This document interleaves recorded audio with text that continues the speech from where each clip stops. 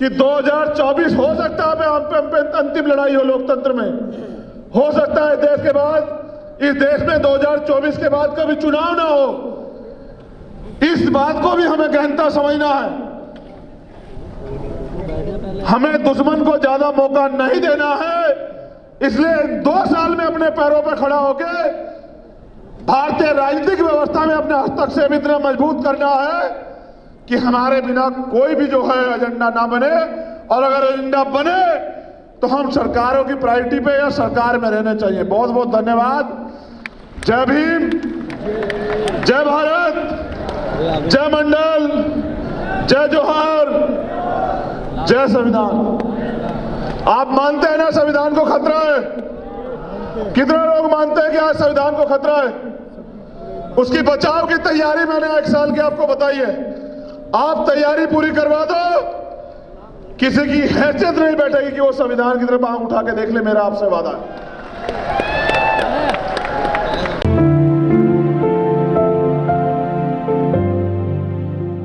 Discipline, फिर कैडराइज, जबकि एक कैडराइज व्यक्ति में, मिशनरी व्यक्ति में सब आ जाता है, लेकिन मैं अलग अलग बता रहा हूं।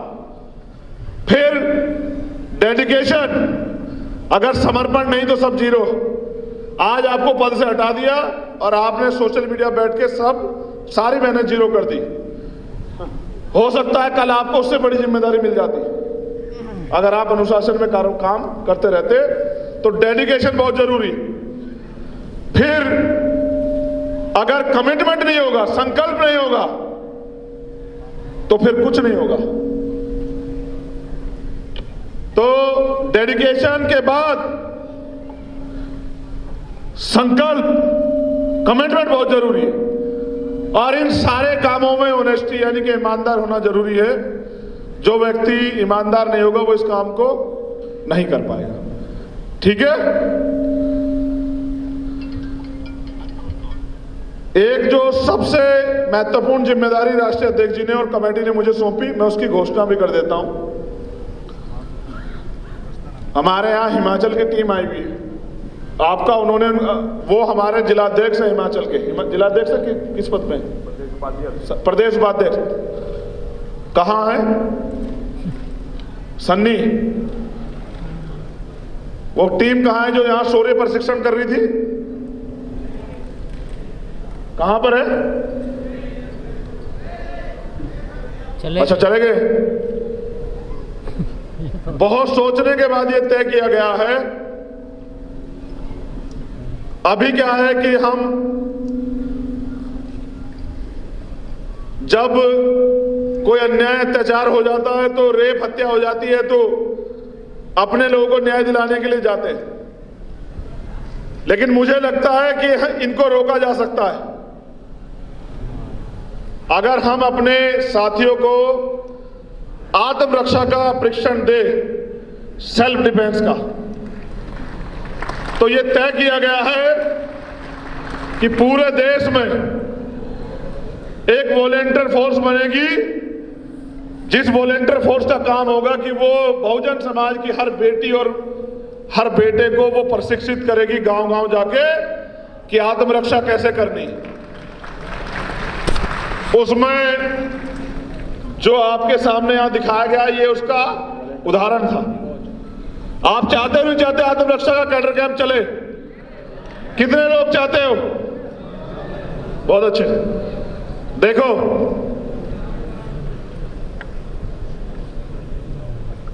मैं जब अखबार में पढ़ता हूं, टीवी में पढ़ता हूं,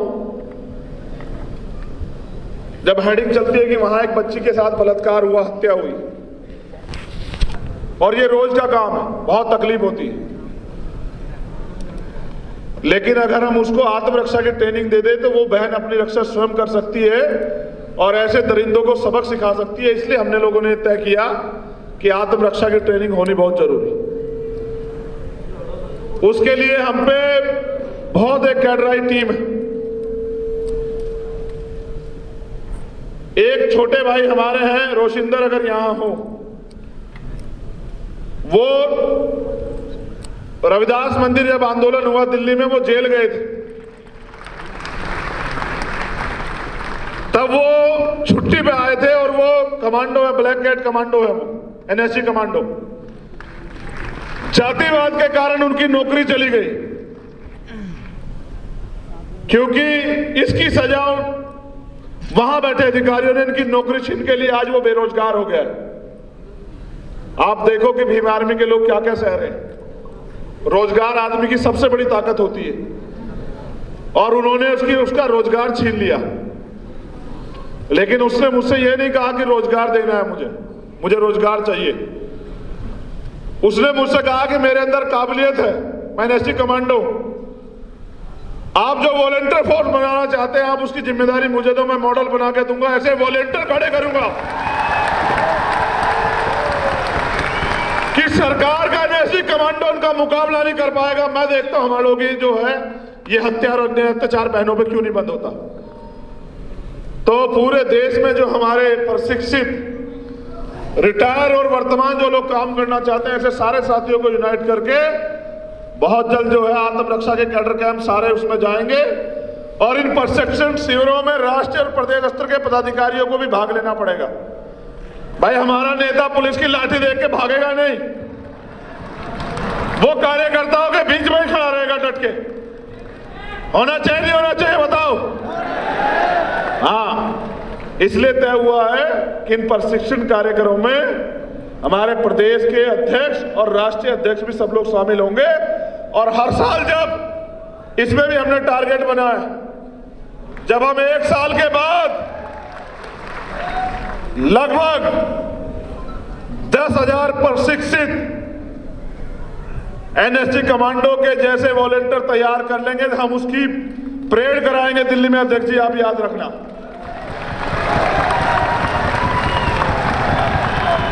और भीम आर्मी के लोगों को ही, क्योंकि वो हमारे नेता हैं, उनको ही सम्मानित करवाएंगे। आप देखना वो जिस दिन 10,000 की आपकी कैडराई फोर्स यहां उतरेगी, आप देखना कि बहुत सारे विरोधियों के हौसले उस दिन पस्त हो जाएंगे। ये जिम्मेदारी भी हम निभाएंगे। हमें अपने सभी प्रोग्राम समयबद्ध, योजनाबद्ध व डाटाबेस पे तैयार करना है, और हमें टारगेट को 1 साल के अंदर हासिल करना है। ये पूरा मैंने आपको लिखवा दिया। अब एक आवश्यक बात आप सुन लो। अभी कार्यक्रम 1 घंटा और चलेगा मेरी स्पीच के बाद। कितनी देर चलेगा? 1 घंटा अनुशासन में बैठे रहना, ठीक है? समझिए ये भी एक आंदोलन है, और विरोधी की नजर आप पे पूरी है। जब तक कार्यक्रम चलेगा आप लोग, मैं भी यहीं बैठा रहूंगा और आप भी यहीं बैठे रहना। लेकिन मैं अपने विषय में आपसे कुछ बात करना चाहता हूं। ये कोई सामाजिक परिवर्तन का कार्यक्रम, ओवरनाइट प्रोग्राम नहीं है कि आज हमने कहा और कल परिवर्तन हो गया। पहले भी इसमें पीढ़ियां खप गई। 100 से ज्यादा महापुरुषों ने पूरी ईमानदारी से अपने बच्चों तक का बलिदान दिया, अपने जीवन की खुशियों का बलिदान दिया, तब जाके आज हम इस पायदान पे खड़े हैं। ये एक दिन में नहीं हुआ, ये आजादी से पहले और आजादी के बाद आज 72वां साल चल रहा है। इतना संघर्ष करने के बाद आज हम लोग यहां खड़े हैं कि हम लड़ने के बारे में, संघर्ष के बारे में सोच पा रहे हैं। लेकिन मैं इसको 10 साल का टारगेट मानता हूं। कितने साल का? अब यहां उपस्थित मैं तमाम अपने नेताओं से इस आंदोलन को मजबूत करके और आपको शासक बनाने के लिए 10 साल का समय चाहता हूं कि आप लोग 10 साल तक इस आंदोलन को बिना किसी लोभ लालच के चलाने में मदद कराएं। कितने लोग मदद कराएंगे? हाथ उठा के बताओ। दोनों हाथ उठाओ, एक हाथ से नहीं मानेंगे। ये भी देखना कौन हाथ नहीं उठा रहा है। आप नहीं, आपसे नहीं बाबा। अध्यक्ष जी ध्यान रखना, दोनों लोग कौन हाथ नहीं उठा रहा है। जो 10 साल वाला नहीं है उसका ध्यान रखना पड़ेगा, ठीक? आपको मुझसे बहुत सारी उम्मीदें। साइलेंट हो जाओ। जो आपके आसपास बोल रहा हो उसके मुंह पे हाथ रख दो, उसको चुप करो।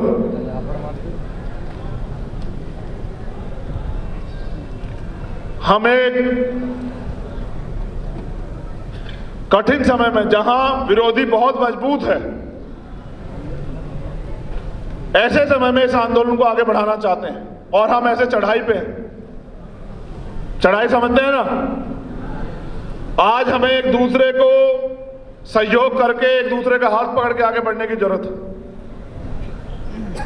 मैं अपने साथियों से कहूंगा कि व्यक्तिगत स्वार्थ में संगठन में कोई गुटबाजी ना करें, क्योंकि जो पुराने लोग हैं उन्होंने तो संगठन में योगदान दिया, लेकिन वो ये भी जान लें कि सिर्फ आपके सहयोग से संगठन नहीं चल रहा। हर प्रदेश में ईमानदारी से भीम आर्मी के लोग मेहनत कर रहे हैं, उनकी मेहनत से भी संगठन चल रहा है। आपने संगठन को बनाया, खड़ा किया, बहुत अच्छी बात। लेकिन आज दिल्ली में, केरल में, बंगाल में, जम्मू में भी लोग इतनी ईमानदारी से काम कर रहे हैं और तमाम तरह का अन्याय सह रहे हैं। हम लोग किसी को तनख्वाह नहीं देते, लेकिन ये जोश और जुनून है आपका इस मूवमेंट के प्रति, जिसने आज ये ताकत जो है ना, यहां बना के खड़ी की है। भीम आर्मी में प्रशिक्षित होके वहीं से लीडर निकलेंगे और आजाद समाज पार्टी का नेतृत्व करेंगे।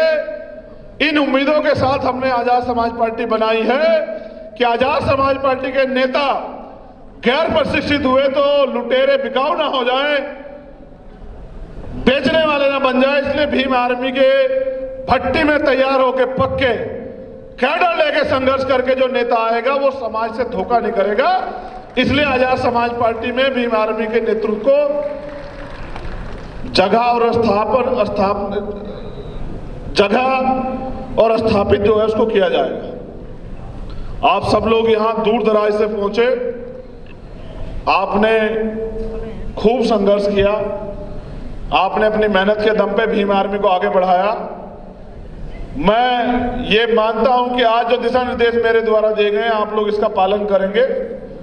कल स्टेट और राष्ट्रीय कमेटी की एक मीटिंग है, उसमें बहुत सारी चीज जो है वो तय होंगी। मीटिंग की जानकारी राष्ट्रीय अध्यक्ष जी द्वारा आपको मिल जाएगी। प्रदेश और राष्ट्रीय स्तर के पदाधिकारी उसमें शामिल हों। उस मीटिंग के बाद जो है कुछ नए जो है जानकारियां साझा की जाएंगी। आप सब लोगों का उसमें रहना अनिवार्य है, इसलिए आप सब लोग उस मीटिंग में रहें। दूसरा, जो साथी यहां पहुंचे हैं, क्योंकि एक एक कार्यकर्ता बहुत इंपॉर्टेंट, एक एक कार्यकर्ता संगठन की रीढ़, एक एक कार्यकर्ता इस संगठन की ताकत है। तो मैं आपसे कहना चाहता हूं कि जो कार्यकर्ता जहां से पहुंचे वो जिम्मेदारी से वापस जाएं और आज से संकल्प करके जाएं कि हमें अल्पजन नहीं बहुजन बनना है और इस देश में रहने वाले जो तमाम शोषित समाज है,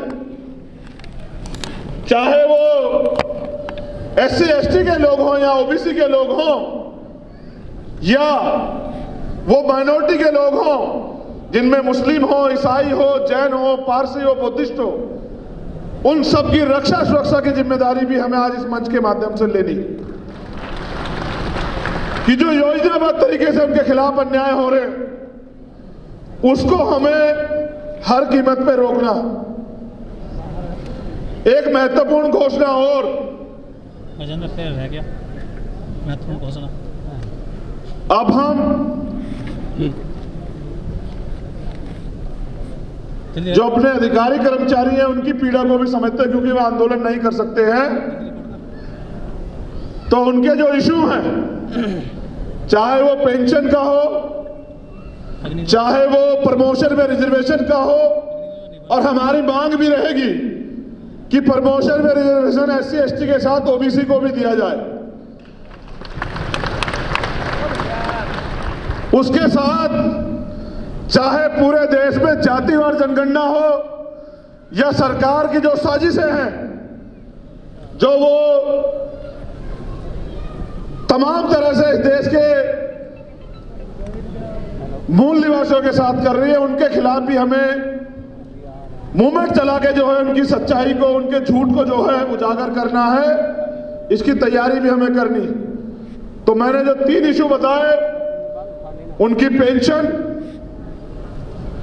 उनका प्रमोशन में रिजर्वेशन और जातिवार जनगणना, और इसके साथ नौजवानों को नौकरी के लिए बैकलॉग, इस पे भी हमें मूवमेंट चला के सरकार को मजबूर करना है। और अगर सरकार मजबूर ना हो पाई तो हमें अपनी सरकार बना के इन चीजों को लागू करना है, इसकी तैयारी भी हमें करनी पड़ेगी। तो मेरा आप सभी से निवेदन है कि जब तक प्रोग्राम चले आप अनुशासन में बैठे रहे और प्रोग्राम की समाप्ति की घोषणा के बाद ही अपनी जगह छोड़े। ऐसे ही मुझे आशा विश्वास है कि जो टारगेट मैंने आप लोगों को दिया है, आप समय और परिस्थिति को समझते हुए